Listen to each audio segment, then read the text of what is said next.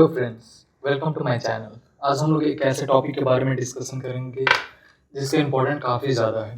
ठीक है। हर साल जब भी यूनाइटेड नेशन का कोई भी समिट होता है तो हम लोग ये सुनने को मिलता है कि यूएन में रिफॉर्म की ज़रूरत है। ठीक है। स्पेशली इंडिया प्रपोज करता है कि यूएन में रिफॉर्म की ज़रूरत है। ठीक है, रिफॉर्म की ज़रूरत है। एंड इंडिया जैसा लाइक माइंडेड कंट्री जी4 का एक मेंबर ग्रुप बनाते हैं और सभी लोग डिमांड करते हैं, उसमें ब्राज़ील भी है।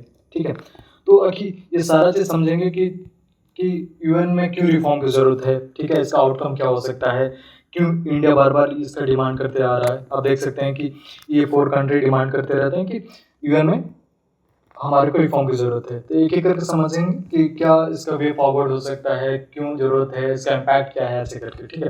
तो सबसे पहले ये हम अंडरस्टैंड करने की कोशिश करते हैं कि यूएन का फॉर्मेशन क्यों हुआ था। बेसिकली देखा जाए तो जब वर्ल्ड वॉर 2 खत्म हुआ था 1945 में, यूएन का फॉर्मेशन 24 अक्टूबर को हुआ था, राइट।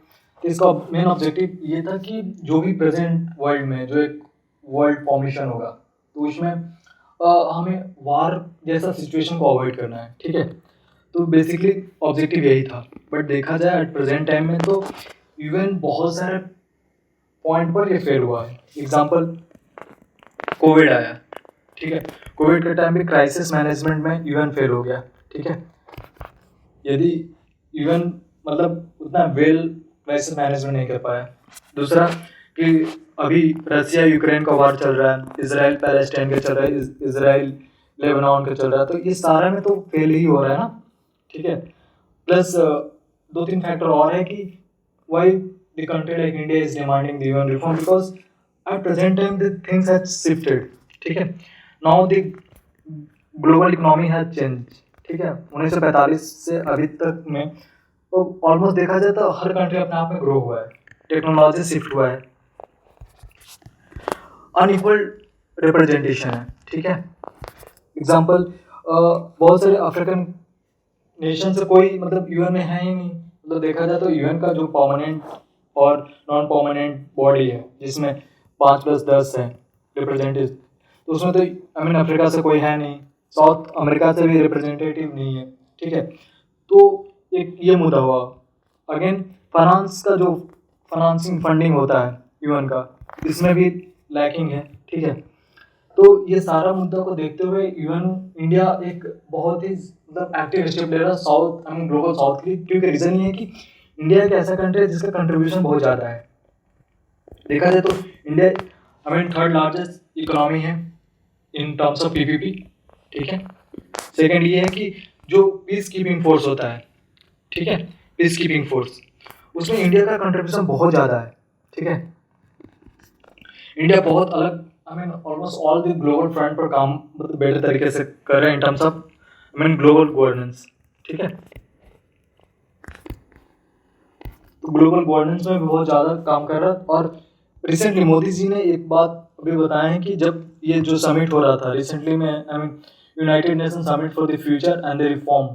ठीक है। इसमें एक समिट अभी रिसेंटली हो रहा था कि जिसका नाम रखा गया कि समिट फॉर द फ्यूचर 2024। इसमें मोदी जी ने एक अच्छा सा बात बोला है कि global global problem required global collaboration. ठीक है। ऐसा नहीं कि बस जो भी प्रॉब्लम लाइक क्लाइमेट चेंज हो गया, ठीक है, problem like any outbreak like disease like Covid हो गया, तो यहाँ हमारे को ग्लोबल कोलैबोरेशन चाहिए।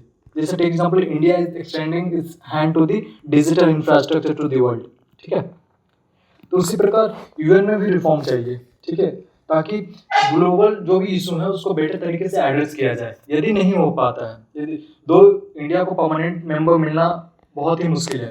ठीक है। क्योंकि इसमें ये है कि यूएन का जो चार्टर है, यूएन के चार्टर में क्लियरली ये बोला गया है कि जो परमानेंट 5 कंट्री हैं इनको एग्री करना, जो भी इनका वीटो पावर कोई भी यदि लगा देता है तो फिर इनवैलिड हो जाएगा।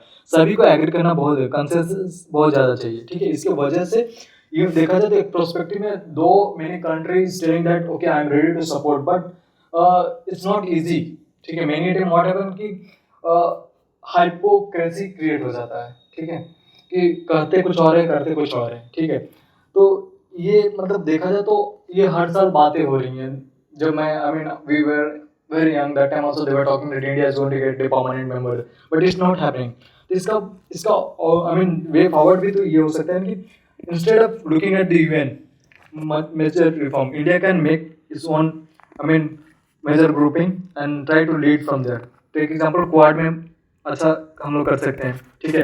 कुछ लाइक संघाई कोऑपरेशन इसमें भी अच्छा कर सकते हैं, जो सार्क है उसमें भी अच्छा कर सकते हैं। On that basis we can make our own I mean new grouping, ठीक है। वहाँ से हम लोग कोशिश ये करें कि जो भी ग्लोबल रिफॉर्म है उसको हम लोग बेटर तरीके से हैंडल करने की कोशिश करें। जैसे एग्जांपल कि जब G20 का समिट हमारे पास हुआ था, तो उस time India was quite mature enough to show inclusivity, that is the reason African Union was added, right? तो हमारे को at present time देखा जाए तो एक inclusivity चाहिए। We want every individual nation to come together, work together, hold together, so that combined together we can form the global solution for the global problem, ठीक है।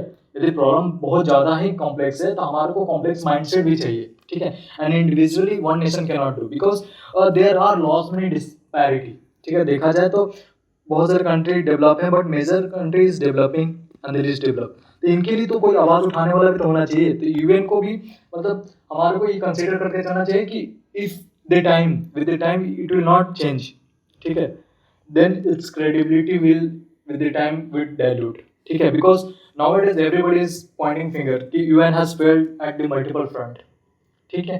तो इन दैट पर्सपेक्टिव ये एक छोटा सा टॉपिक रहा जहाँ हम लोग बार बार ये बोलते हैं कि इंडिया को आई मीन परमानेंट सीट मिल जाएगा। इट्स क्वाइट मुश्किल है क्योंकि China many time veto power, China तो मेनी टाइम क्या करता है कि whenever the India is trying to I mean put some terrorist in the I mean blacklist, और चाइना वीटो पावर यूज कर लेता है, उसको नॉर्मल क्लियर कर देता है। तो ऐसा देखा जाए तो consensus building is quite tough.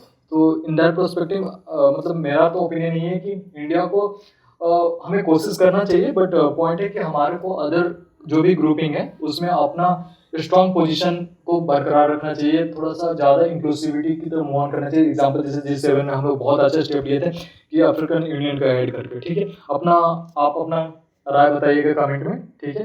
Thank you, have a good day. यदि मेरा इन्फॉर्मेशन अच्छा लगे तो please like and subscribe the channel. Thank you so much.